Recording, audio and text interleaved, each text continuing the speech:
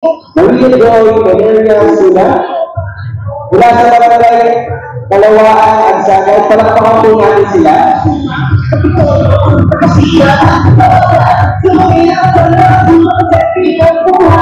Ako po si Raquel Abesilia, Social Welfare Officer 4 po ng Pantawid Pamilyang Pilipino Program ng DSWD.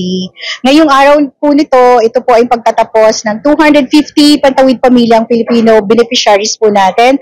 Ang tawag po natin dito ay Pugay Tagumpay. Ito po ay lahat po sila ay magtatapos na ngayon dahil natamo na po nila ang pagiging self-sufficient po sa ating program.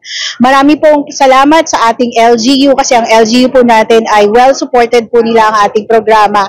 At gayon din ang ating mga beneficiaries dahil sila po ay sumunod at nag-comply po sa ating program conditionalities.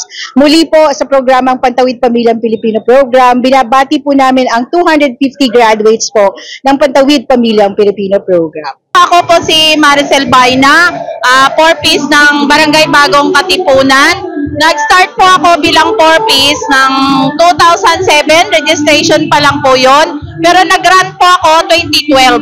So, supposed to be 13 years na po ako ngayong 4-piece. Napakaswerte po kasi katulad ko po, 4 po naging anak ko. Malaki pong tulong ang 4-piece kasi nung panahon ng pandemic, malaking bagay po talaga siya.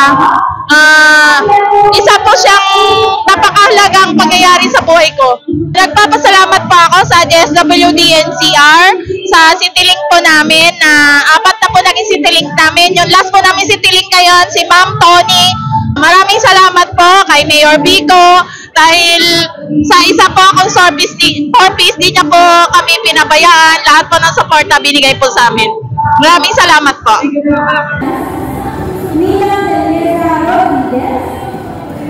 Valeria Taipan de Laguna,